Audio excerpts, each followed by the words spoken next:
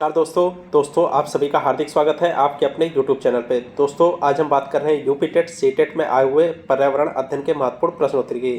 तो चलिए बिना किसी देरी के स्टार्ट करते हैं क्वेश्चन नंबर 1 से। क्वेश्चन नंबर 1, प्रथम पंचायती राज व्यवस्था का उद्घाटन पंडित जवाहरलाल नेहरू द्वारा 2 अक्टूबर 1959 को किया गया था। कहाँ किया गया था दोस्तों? यह किया था नागौर में। आंसर क्या हो जाएगा?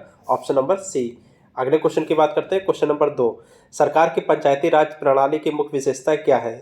तो दोस्तों क्या विशेषताएं? देखिए, इनमें सरकार की 3 श्रेणियां होती हैं, ये भी सही है। इसका लक्ष्य गांवों को सामाजिक और आर्थिक न्याय प्रदान करना है, ये भी सही है। जिला परिषद में इसके सदस्यों के रूप में कुछ सांसद होते हैं, तीनों सही है। आंसर क्या हो जाएगा? ऑप्शन नंबर डी, इनमें से सभी।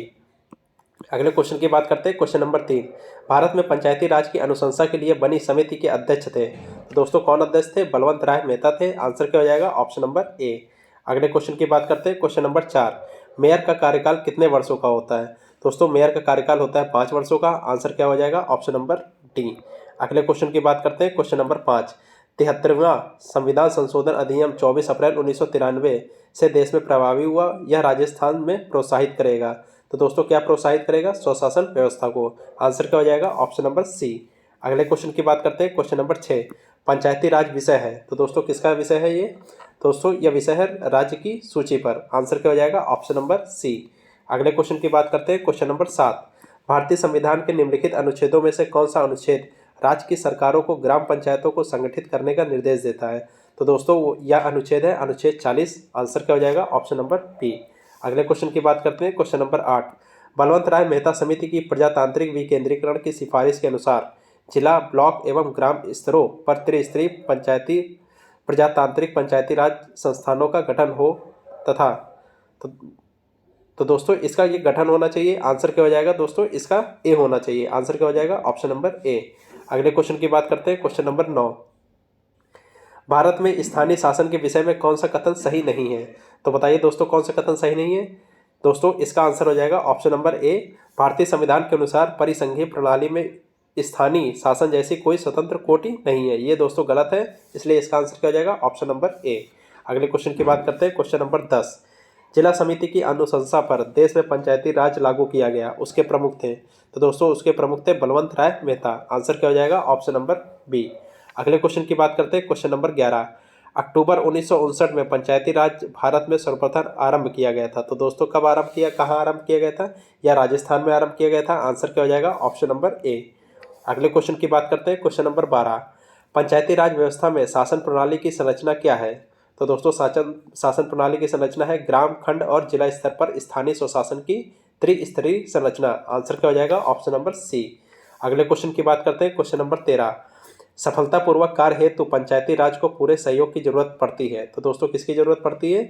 स्थानीय जनता की। आंसर क्या हो जाएगा? Option number A. अगले क्वेश्चन की बात करते हैं। क्वेश्चन नंबर 14, संविधान के 73वें संशोधन में पंचायती राज के क्षेत्र में निम्नलिखित में से कौन सा एक प्रस्तावित नहीं किया गया है?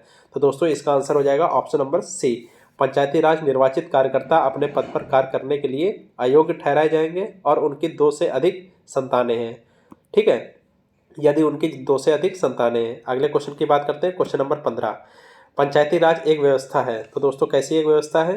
देखिए, स्थानीय स्तर पर स्वशासन की, सही है। ठीक है, जैव संबंधों के साथ त्रिस्तरीय अभिशासन की, ये भी सही है। लोकतांत्रिक विकेंद्रीकरण की, ये भी सही है। और ये चौथे ऑप्शन गलत है। ठीक है, तो कौन कौन से सही है? पहला, दूसरा, तीसरा। आंसर क्या हो जाएगा दोस्तों? आंसर हो जाएगा ऑप्शन नंबर सी। अगले क्वेश्चन की बात करते हैं। क्वेश्चन नंबर 16, किस संवैधानिक संशोधन द्वारा पंचायती राज संस्थानों को संवैधानिक स्तर प्राप्त हुआ? तो दोस्तों कौन सा वो संविधान संशोधन था? यह 73वां संविधान संशोधन था। आंसर क्या हो जाएगा? Option number A. अगले क्वेश्चन की बात करते हैं। क्वेश्चन नंबर 17, निम्न कथनों पर विचार करिए। देखिए कथन क्या दिया है? स्थानीय स्तर पर ग्रामीण मामलों के प्रबंध में राजनीति का अंतःखेल कम हो गया है। ठीक है, संविधान के 73वें संविधान संशोधन द्वारा ग्रामीण स्थानीय शासन संस्थानों का पुनरुत्थान हो गया। दोनों सही है और जो कारण है वो कथन की व्याख्या कर रहा है। तो दोस्तों इसका आंसर क्या हो जाएगा? देखिए इसका आंसर हो जाएगा ऑप्शन नंबर ए। दोनों ए और आर सही है और आर ए की सही स्पष्टीकरण है। ठीक है, अगले क्वेश्चन की बात करते हैं। क्वेश्चन नंबर 18, पंचायती राज को किसके अंतर्गत स्वशासन की इकाई के रूप में संगठित किया गया है? तो दोस्तों किसके अंतर्गत? भारतीय संविधान के 73वें संशोधन के अंतर्गत। आंसर क्या हो जाएगा? Option number T. अगले क्वेश्चन की बात करते हैं। क्वेश्चन नंबर 19, पंचायती राज का प्रधान लक्ष्य है। तो दोस्तों क्या प्रधान लक्ष्य है? ग्रामवासियों की शक्ति का विकेंद्रीकरण। आंसर क्या हो जाएगा? Option number C. अगले क्वेश्चन की बात करते हैं, क्वेश्चन नंबर 20। 1992 में अधिनियमित नए पंचायती राज बिल से सबसे पहले हटकर अनेक नए प्रावधान हैं। निम्नलिखित में से कौन सा एक ऐसा प्रावधान नहीं है? तो दोस्तों कौन सा नहीं है? पंचायतों के सदस्यों के लिए नियमित पारिश्रमिक ताकि उनकी समय पाबंदी और जवाबदेही सुनिश्चित हो। आंसर क्या हो जाएगा? Option number D. अगले क्वेश्चन की बात करते हैं, क्वेश्चन नंबर 21। महिलाओं को पंचायतों में आरक्षण भारतीय संविधान में संशोधन करके दिया गया। तो दोस्तों किस संविधान संशोधन में दिया गया? दोस्तों यह दिया गया 73वें संविधान संशोधन 1992 में। आंसर क्या हो जाएगा? Option number B.